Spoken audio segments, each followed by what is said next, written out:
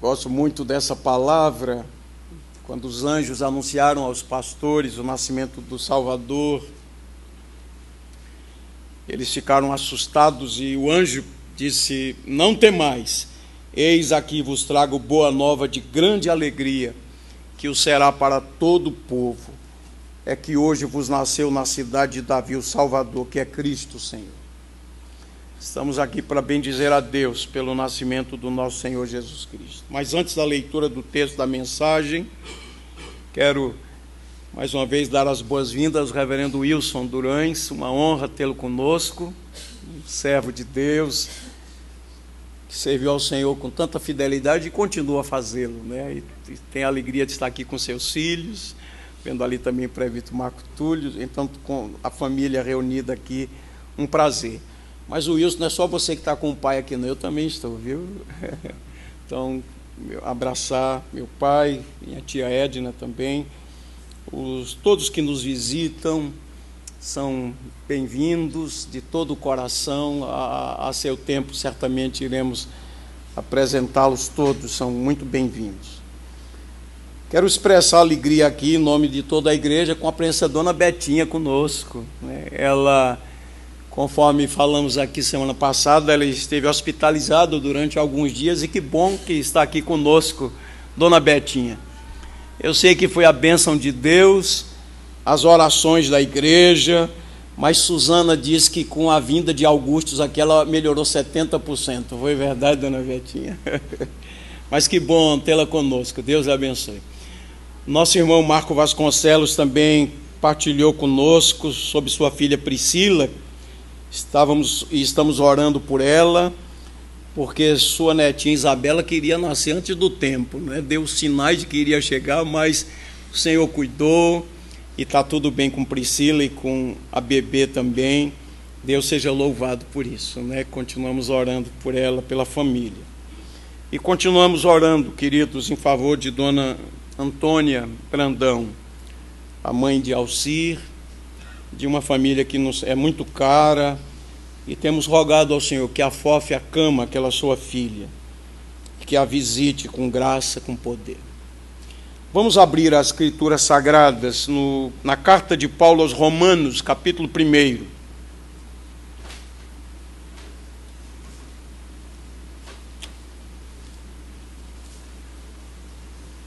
Irmãos, que bom que vocês vieram aqui. Temos um pequeno número de membros da igreja hoje, alguns visitantes, e eu estava me lembrando do reverendo Antônio Elias, com aquela sabedoria que Deus lhe deu.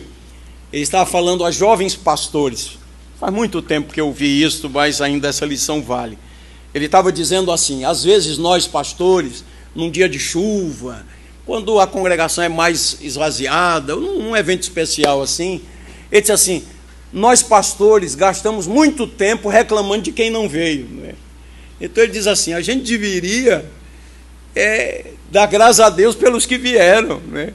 Então ele dizia assim, com aquele jeito dele todo peculiar: pregue o seu melhor sermão, o seu melhor sermão, né? Porque aqueles que vieram, de certa forma, estão interessados mesmo em ouvir a palavra de Deus. Então, feliz por vocês. E eu sei que alguns estão viajando, é um período de férias, as famílias viajam, mas que bom que você está aqui, mas acima de tudo que o Senhor está aqui. Acabamos de estudar o livro do Apocalipse e também algumas lições escatológicas, e com aquela sabedoria dada por Deus, o pastor Leandro Lima, nesse último bloco de estudos, enfatizou algumas verdades, e eu pensei aqui duas afirmações dele, e eu queria começar com elas antes da leitura bíblica. Disse Leandro: quando veio aqui, Jesus revelou que estava estabelecendo o reino de Deus, destronando o inimigo, estabelecendo o reino de Deus. Palavras do Senhor: o reino de Deus está perto. O reino de Deus está próximo. O reino de Deus está dentro de vós. E a segunda afirmação é que a descrição dos atributos e direitos de Jesus foram descritos assim, Lucas capítulo 1, 32 e 33. Este será grande e será chamado Filho do Altíssimo. Deus, o Senhor, lhe dará o trono de Davi, seu pai. Ele reinará para sempre sobre a casa de Jacó, e o seu reinado não terá fim. Que coisa maravilhosa! Nós estamos aqui cultuando, celebrando o Rei dos Reis, o Senhor dos Senhores. Eu recebi várias mensagens, eu sei que você também recebeu várias mensagens ontem, e eu achei interessante que a grande maioria das mensagens que eu recebi tinha uma preocupação: a centralidade do Senhor Jesus no Natal. Eu achei muito importante isso. Mas uma mensagem em especial tocou meu coração. Certamente vocês a receberam também.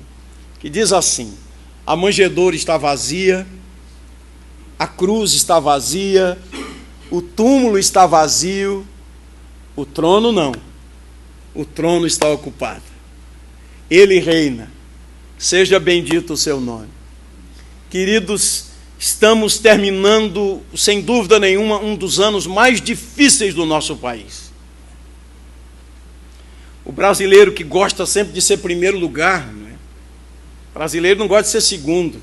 Medalha de prata nem de bronze valem nada, é só de ouro, né?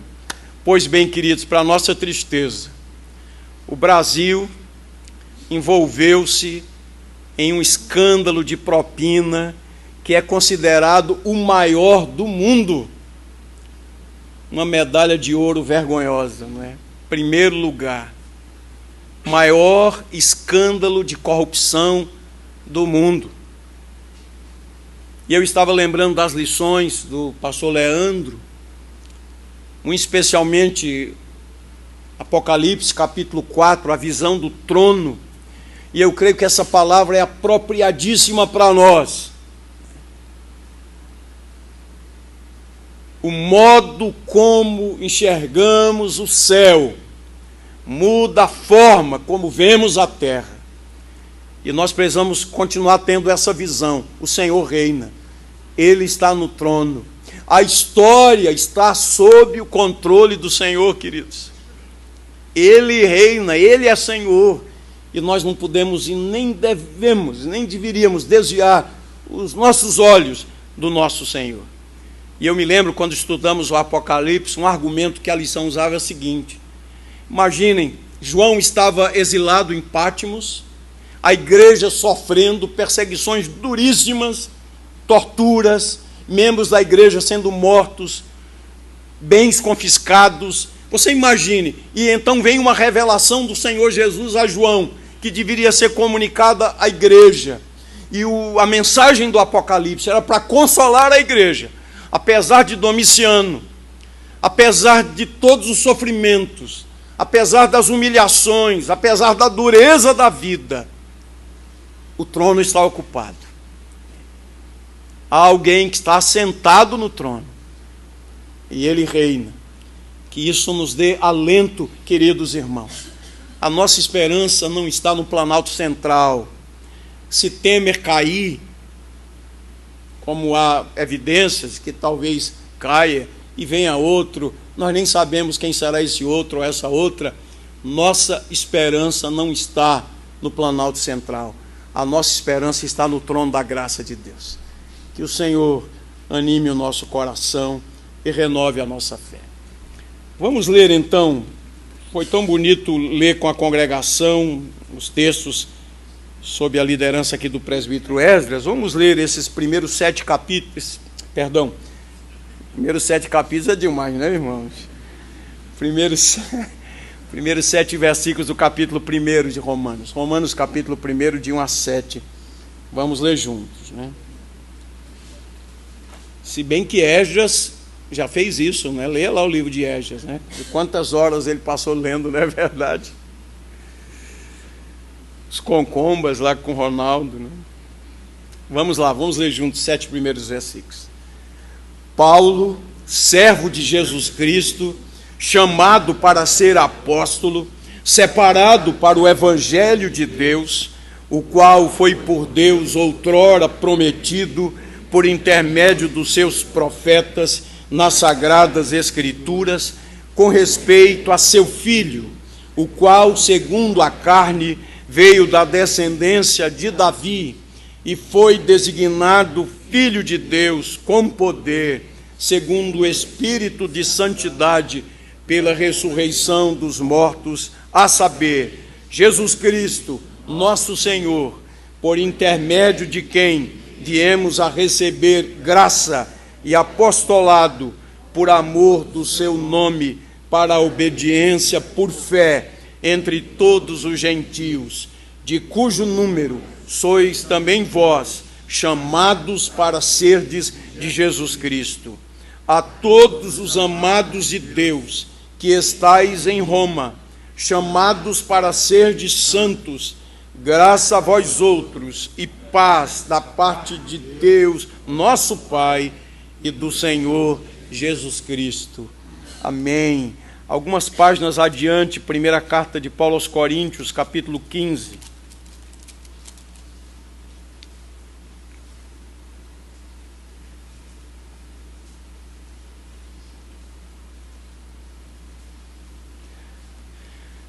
Vamos ler juntos também, 1 aos Coríntios, capítulo 15, versículos de 1 a 4. Leiamos juntos.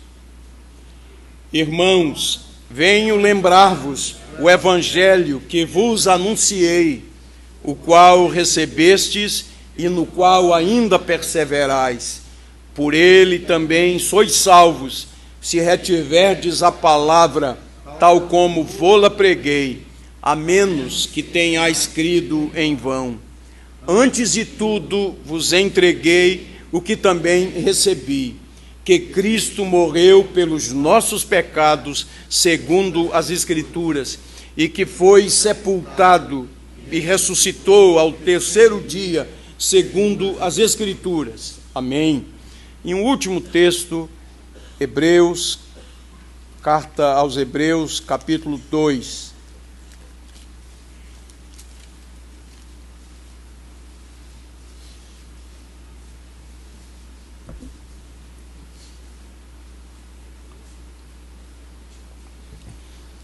Leremos juntos também, Hebreus 2, de 1 a 4. Vamos lá? Por esta razão, importa que nos apeguemos com mais firmeza às verdades ouvidas, para que delas jamais nos desviemos. Se, pois, se tornou firme a palavra falada por meio de anjos, e toda transgressão ou desobediência recebeu justo castigo, como escaparemos nós se negligenciarmos tão grande salvação, a qual, tendo sido anunciada inicialmente pelo Senhor, foi-nos depois confirmada pelos que a ouviram, dando Deus testemunho juntamente com eles, por sinais, prodígios e vários milagres, e por distribuições do Espírito Santo, segundo a sua vontade. Amém. Amém. Meus amados irmãos, eu gostaria de falar nesta manhã a respeito do Evangelho. É impressionante como os anos se passam, mas o ser humano continua o mesmo, porque ele é decaído. Quando a gente lê os Evangelhos, a gente percebe que quando Jesus veio ao mundo, conquanto as pessoas tivessem as profecias, é impressionante que ninguém notou praticamente, não é? Os magos sim viram a estrela e a seguiram. Os anjos, como sendo mensageiros do Senhor, individualmente em uma milícia, vieram à terra e fizeram a proclamação e glorificaram a Deus, mas é impressionante que os sacerdotes, os religiosos, os líderes, os que conheciam as Escrituras, conheciam pelo menos intelectualmente, estavam alheios, não é?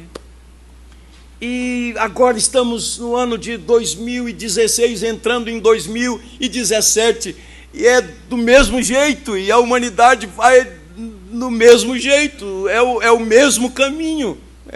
O nome de Jesus é até falado, é até pronunciado, é até cantado, mas há um distanciamento muito grande. E quando nós estudamos as Escrituras, nós reconhecemos que o Evangelho é o Senhor Jesus Cristo. Ele é o Evangelho. Quando a gente começa a perguntar às pessoas o que é o Evangelho, há várias possibilidades e várias respostas. Por exemplo, o que é o Evangelho? E aí alguém responde: Mateus, Marcos, Lucas e João.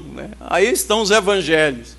Isso é o Evangelho. É certo que esses evangelistas, o nome já diz, eles apresentam Cristo e apresentam o Evangelho.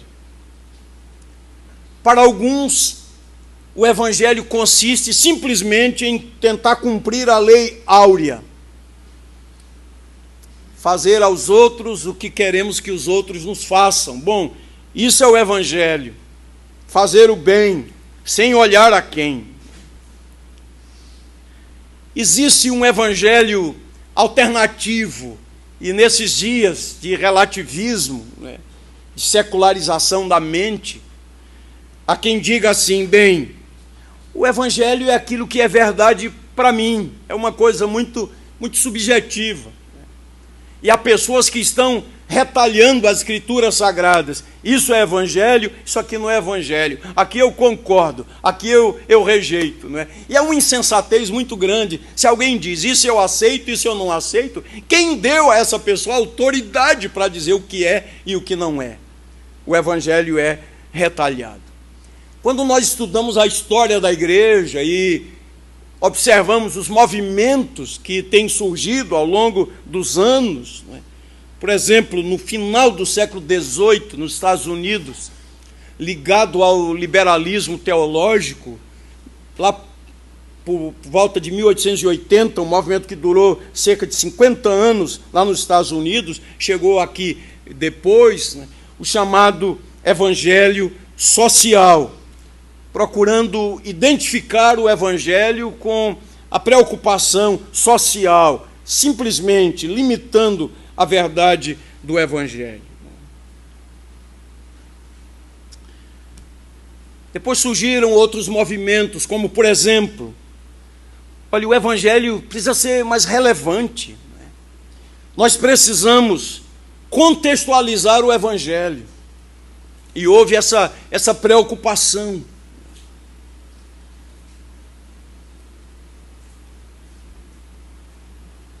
Alguns tentaram transformar o Evangelho em algo bem pessoal. Não é? Bom, o Evangelho para mim é o que alguém chamou de uma privatização do Evangelho.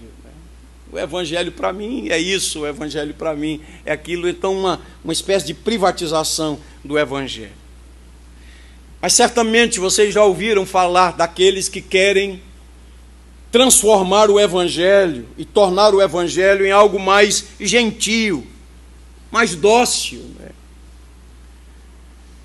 Alguém disse que foi pregar em determinada congregação e disse assim: olha, não fale sobre o pecado, não fale contra o pecado, porque o argumento é o seguinte: as pessoas estão tão sofridas, a vida está tão dura, então diga alguma coisa dócil, levante o ânimo das pessoas, diga alguma coisa que alegre o coração das pessoas, porque as pessoas, quando assistem aos noticiários, leem os jornais e as revistas, só más notícias.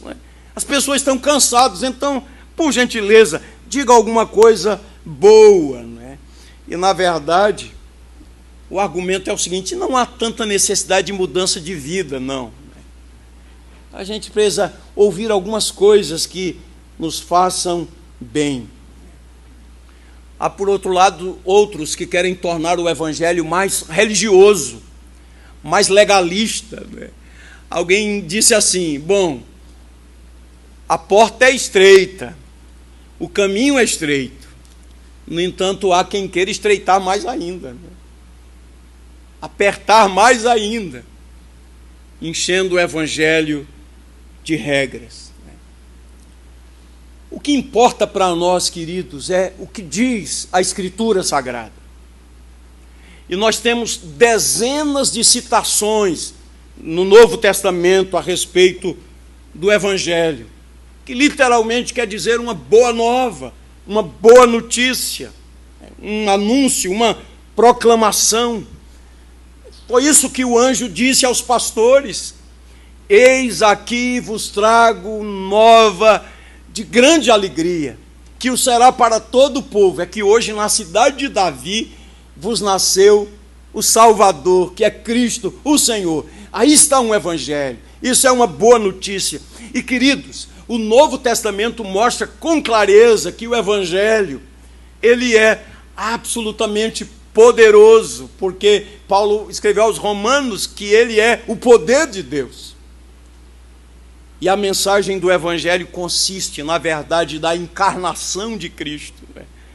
Os nossos irmãos cantaram aqui tão lindamente com a congregação: o Verbo se fez carne e habitou entre nós. Isso é uma dádiva maravilhosa. O Deus homem, 100% Deus, 100% homem, Deus de Deus, feito homem, a encarnação é um milagre tão extraordinário. A gente fica pensando como Deus é poderoso para fazer algo especial na vida de uma pessoa comum, de uma pessoa simples. Eu fico sempre imaginando nesses detalhes, não é? Maria, uma jovem comprometida, uma camponesa comprometida com José. Estava lendo a respeito da cultura judaica, e especialmente nos dias de José e Maria. Era bem interessante as fases. Geralmente, os filhos eram prometidos ainda quando crianças, né? E depois havia um compromisso mais selado. E quando se tornava noivo, prometido, e havia um compromisso, o período se estendia até 12 meses. E é muito interessante, não é? Estava lendo um autor que estava dizendo isso. Como José foi fiel, lembrando aquele outro José, conhecido como José lá no Egito, né? Porque comprometido com Maria, ele não a conheceu. Maria era uma virgem. Uma palavra muito adequada para os nossos dias, porque, inclusive, dentro da igreja, esse conceito de quem ama espera é ridicularizado. Que a intimidade de um casal deve ser consumada no casamento. José é um exemplo, chamado, inclusive, no Evangelho de justo. Um homem bom, um homem íntegro, um homem fiel ao compromisso, inclusive justo e bom, quando resolveu deixar secretamente Maria, não querendo fazer uma exposição de Maria, não querendo um escândalo, inclusive correndo o risco de sofrer afrontas e outras consequências, mas ele decidiu deixá-la secretamente. E eis que Maria, na sua vida normal, fazendo sua atividade, é surpreendida com a aparição do anjo, anunciando que ela seria a mãe do Salvador, e ela, assustada, diz: mas como se dará isso? Eu não tenho contato com homem algum.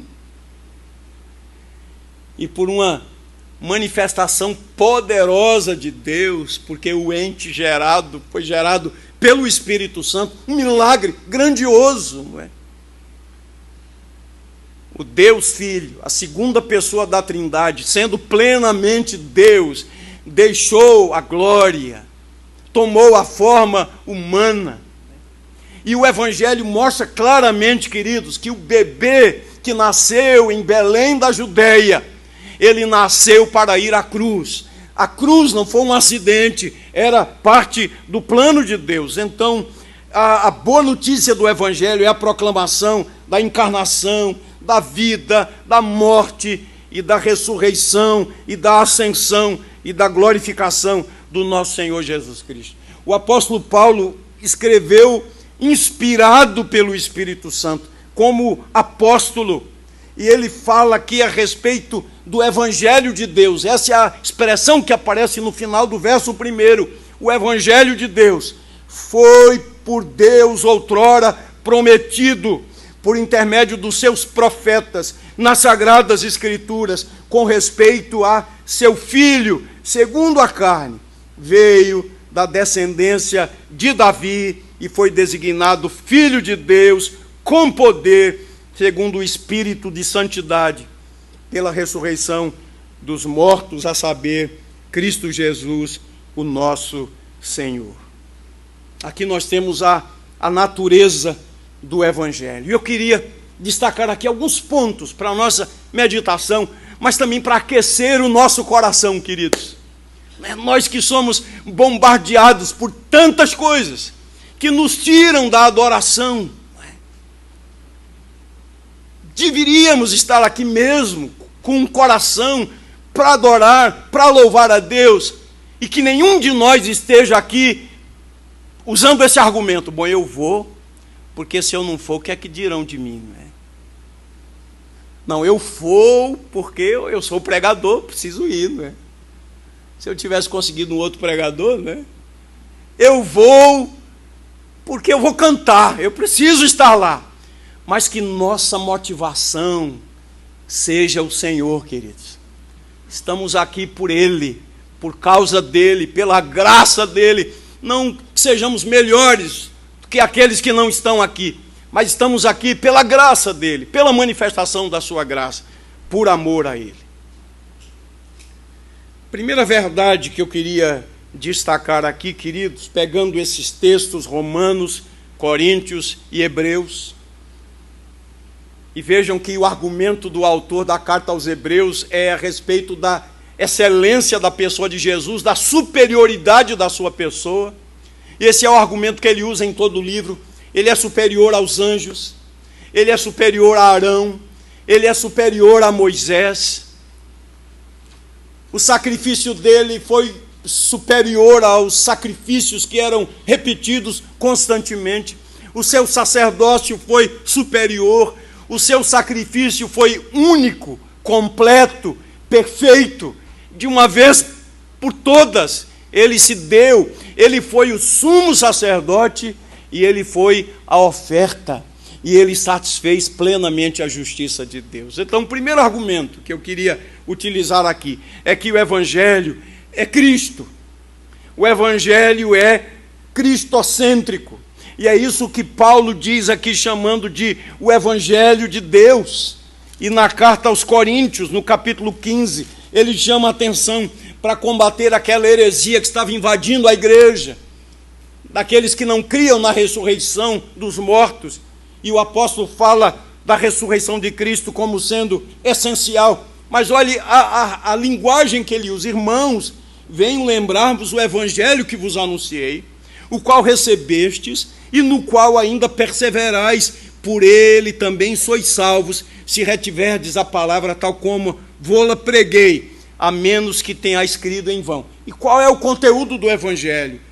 Antes de tudo vos entreguei o que também recebi, que Cristo morreu pelos nossos pecados, segundo as Escrituras, foi sepultado e ressuscitou ao terceiro dia, segundo as Escrituras. O Evangelho é cristocêntrico. O Senhor veio para dar a sua vida, para nos substituir, para morrer pelos nossos pecados, como Paulo diz em Romanos capítulo 4. Ele foi crucificado por causa das nossas transgressões e ressuscitou por causa da nossa justificação. O Evangelho é o Senhor Jesus, a sua pessoa, a sua vida, a sua obra, a sua morte vicária, substitutiva, a sua ressurreição gloriosa. Cristo Jesus é a essência do Evangelho. O Evangelho é exatamente isso, a apresentação do Senhor Jesus. Foi o que disse Charles Spurgeon certa vez a um pregador, um moço pregador, estudioso, conteudista. havia preparado um sermão, feito exegese, ilustrações, um sermão muito bem elaborado, e lá estava Spurgeon, conhecido como o príncipe dos pregadores, ouvindo a sua pregação. E o jovem estava ansioso por ouvir a crítica de Spurgeon, né? Como é que havia se saído, né? E ele, entusiasmado, perguntou ao pregador: como foi o meu sermão? E Spurgeon, com aquela sinceridade que tinha, né? Eu vi Lenício ali, eu dizer, com aquela sinceridade dos batistas, né, Lenício? Ele disse assim: o sermão foi pobre, né? E o moço tentou argumentar, mas como pobre, tinha exegese, tinha história, tinha ilustração. E Spurgeon disse: o sermão foi pobre. Mas por quê? E Spurgeon disse: faltou Jesus no seu sermão. Você tinha muitas informações, você tinha muitas coisas boas aí, mas faltou o essencial, faltou Jesus. E agora, lembrando um texto que o pastor Cláudio cita com muita frequência, 1 de Pedro, capítulo 2, vós sois o quê? Raça eleita, sacerdócio real, nação santa, povo de propriedade exclusiva de Deus, a fim de quê? A fim de proclamardes o quê? As virtudes daquele que nos chamou das trevas para a sua maravilhosa luz. John Stott disse: se Cristo não foi pregado, o Evangelho não foi apresentado. Na verdade, Cristo Jesus é a essência do Evangelho. Ele é o Evangelho.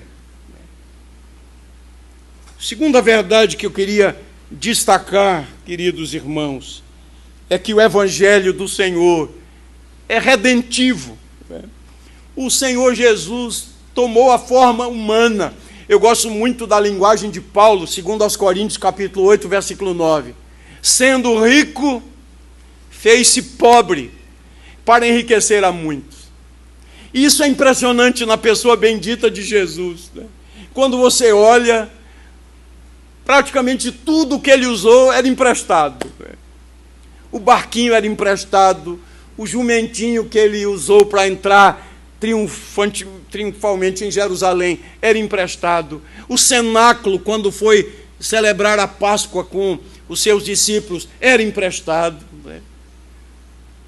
O túmulo foi emprestado. Quando ele fez o milagre da multiplicação dos pães e dos peixes, André disse: um moço tem aqui 5 pães e 2 peixes, mas o que é isso para tanta gente, né? Olhando para pessoas que vinham após ele, certamente entusiasmadas com sua palavra, sua pregação, porque ninguém falava como ele, com o seu poder, libertações e curas. Olhando para aquela multidão, é como se Jesus tivesse dito àquelas pessoas: calculem o preço. As aves dos céus têm os seus ninhos, as raposas têm os seus covis, mas o Filho do Homem não tem onde reclinar a cabeça.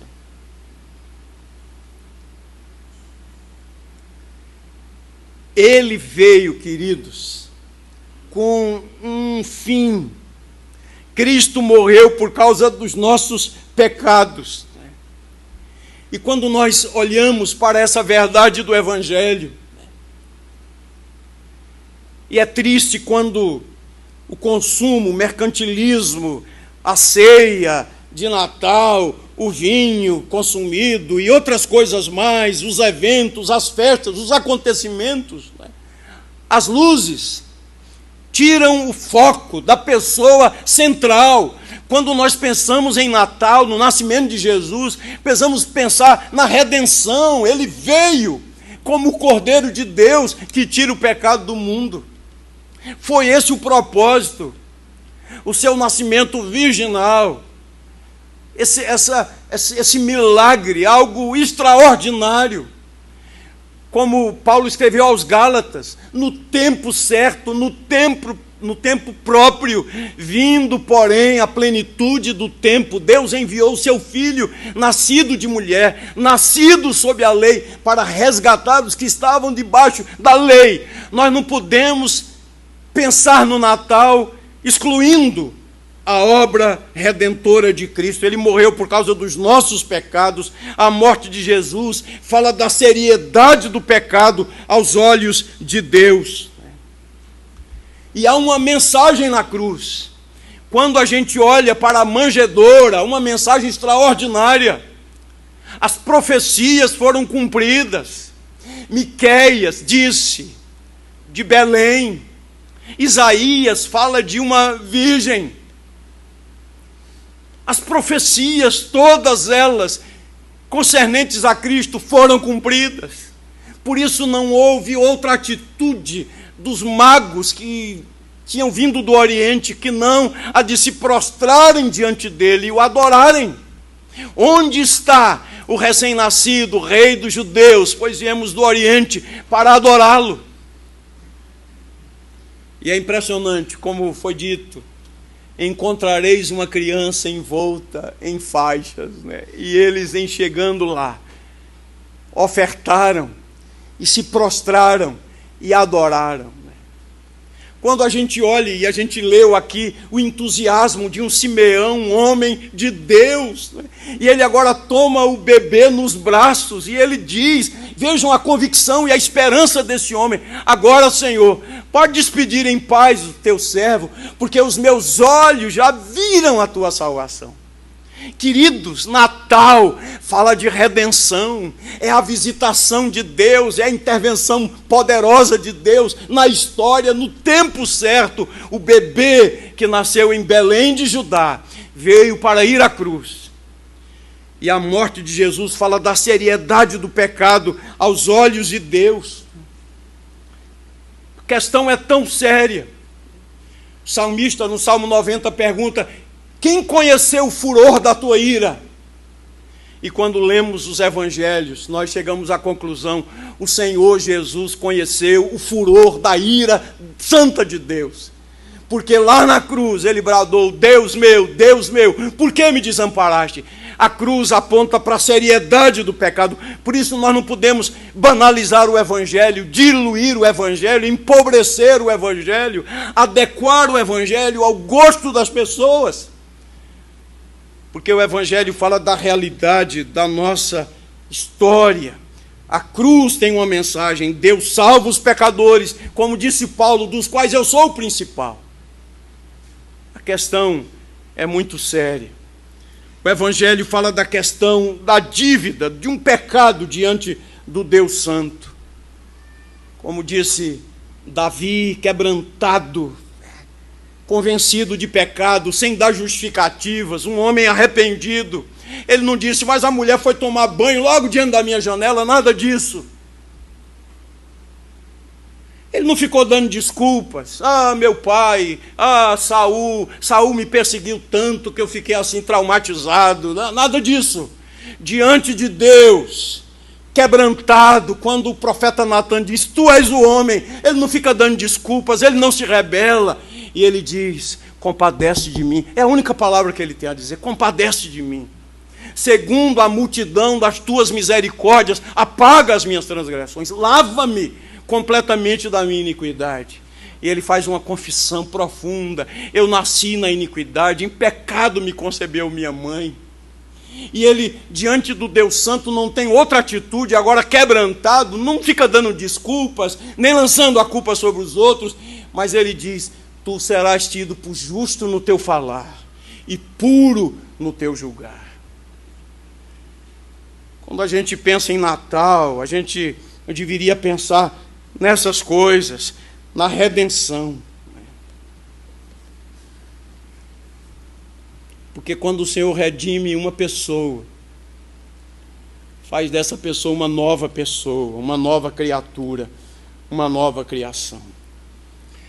Mas uma terceira verdade, queridos: o evangelho não apenas é um evangelho centrado em Cristo, o evangelho não é apenas redentivo, mas o evangelho está fundamentado nas Escrituras. E é isso que Paulo diz lá aos Coríntios: segundo as Escrituras. Segundo as Escrituras. É maravilhoso para nós, servos de Deus, quando reconhecemos que Jesus Cristo veio cumprir as profecias do Velho Testamento. todas foram cumpridas. Maria está às portas de dar à luz. E José e Maria moram não em Belém da Judéia, mas em Nazaré, na Galiléia. Mas a profecia diz: o menino nascerá em Belém da Judéia. E vem um decreto de César Augusto mostrando que Jesus e que Deus é o Senhor da história, queridos. Ele inclina o coração dos governantes. E Jesus nasceu em Belém da Judéia. E Jesus nasceu da Virgem Maria. Olhe, vejam comigo aqui só algumas dessas profecias.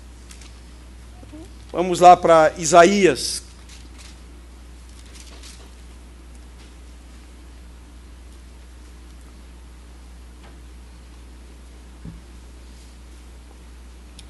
Isaías 7,14. Portanto, o Senhor mesmo vos dará um sinal. Eis que a virgem conceberá e dará à luz um filho. E lhe chamará Emanuel. Mais adiante, Isaías 9, um texto tão lindo que conhecemos de 1 a 7, mas eu vou ler somente o verso 6, que é bem conhecido de todos nós. Porque um menino nos nasceu, um filho se nos deu, o governo está sobre os seus ombros, e o seu nome será Maravilhoso Conselheiro, Deus Forte, Pai da Eternidade, Príncipe da Paz. Vamos lá para o profeta Miqueias, profeta menor, Miqueias capítulo 5, versículo 2. E tu, Belém Efrata, pequena demais para figurar como grupo de milhares de Judá. Tão pequenininha, se eles tivessem naqueles dias um Waze, né, talvez fosse difícil achar Belém, né? Tão pequenininha, de ti me sairá o que há de reinar em Israel, e cujas origens são desde os tempos antigos, desde os dias da eternidade. Como alguém disse, se as Escrituras não forem expostas, então o Evangelho não terá sido pregado. O Evangelho está fundamentado na Palavra de Deus. A Palavra de Deus fala da criação, do Deus que fez todas as coisas do nada. Ele falou e as coisas passaram a existir segundo o poder da sua palavra. As Escrituras falam da queda. As Escrituras falam da redenção, da obra completa de redenção. Estava meditando Efésios, capítulo 1. Paulo vem desde a eternidade, no capítulo 1, e fala a respeito dos atributos do Senhor, da eleição, do cumprimento da profecia, da pregação do Evangelho, da nossa fé, do selo do Espírito Santo. Um Evangelho completo. A obra da redenção, uma das palavras da cruz foi: está consumado, tudo está feito, a justiça do Deus Santo foi satisfeita. E a consumação, que estudamos agora exaustivamente na escola dominical, e nós aguardamos o retorno do nosso amado Senhor Jesus Cristo. O Evangelho está fundamentado nas Escrituras, o Evangelho é apostólico, o Evangelho é histórico. Jesus nasceu na história, viveu na história, morreu na história, ressuscitou na história. E Ele está no trono e tem a história sob o seu controle. Eu gosto de uma ministração do pastor Augusto Nicodemos a respeito do Jesus histórico, a busca pelo Jesus histórico. E eu gosto quando ele afirma: o Jesus da fé é o Jesus da história. Que coisa preciosa! Não há um Jesus da fé criado pelos apóstolos e o Jesus da história. Não, o Jesus da fé é o Jesus da história. O Evangelho é apostólico, o Evangelho é histórico, o Evangelho é escatológico. E vimos que os últimos dias começaram com a vinda do Senhor, o derramar do Espírito Santo. Mas eu queria concluir dizendo que o Evangelho também é pessoal. Ele não é algo meramente teológico, mas o Evangelho é algo que pode ser experimentado, conhecido e aplicado à vida. O Evangelho é pessoal e exige mudança de vida. Quando Jesus perdoou aquela mulher pecadora, apanhada em flagrante adultério, disse a ela: vai e não peques mais. Aquele cego curado, cuidado para que algo pior não te aconteça. Mudança de vida. Quando entrou na casa de Zaqueu e na vida de Zaqueu, mudou sua vida, mudou sua estrutura, mudou seus valores, mudou suas prioridades.